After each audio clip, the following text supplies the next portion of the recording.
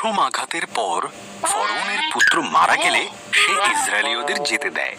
তারা লোহিত সাগরের কাছে পৌঁছলে ফরৌন তার সিদ্ধান্ত পরিবর্তন করে এবং তাদের ধাওয়া করে। ইসরায়েলীয়রা যখন ফরৌনের অশ্বরথ দেখে তখন খুবই ভয় পেয়ে যায়, কিন্তু ঈশ্বর আমার প্রজাদের যেতে দাও।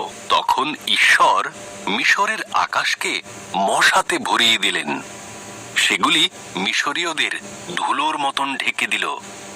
তারপর ঈশ্বর সারা মিশরকে মাছি দিয়ে ভরে দেন, তবুও ফরৌন কোনো কথা শুনল না। এবারে ঈশ্বর মিশরের সমস্ত পশুদের হত্যা করলেন।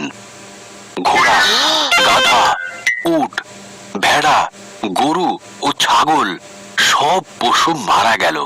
তারপর ঈশ্বর মিশরীয়দের শরীর ফোঁড়ায় ভরে দিলেন, তবুও ফরৌন কিছুই শুনল না। ঈশ্বর শিলাবৃষ্টি ঘটালেন, এর ফলে মিশরের সমস্ত শস্য নষ্ট হয়ে গেল, এমনকি বার্লি ও ফুলের বীজও নষ্ট হয়ে গেল।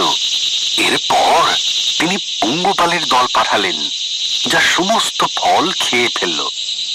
তবুও ফরৌন কোনো কথা শুনল না। এবার ঈশ্বর সারা মিশরকে অন্ধকারে ঢেকে দিলেন, তবু ফরৌন কোনো কথা শুনল না। ঈশ্বর বললেন, আমি মিশরের সমস্ত প্রথম সন্তান ও পশুদের প্রথম সন্তানদের মেরে ফেলব। আমার সন্তানরা একটি ভেড়া হত্যা করে তার মাংস খাবে এবং তার রক্ত দরজায় লাগাবে।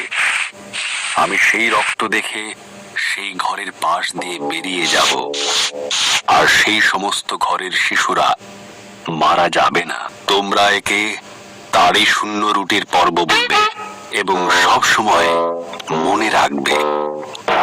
ইসরায়েলীয়রা ঈশ্বরের কথা শুনল, কিন্তু মিশরীয়দের প্রথম সন্তান মারা গেল, এমনকি ফরৌনের প্রথম সন্তানও মারা গেল।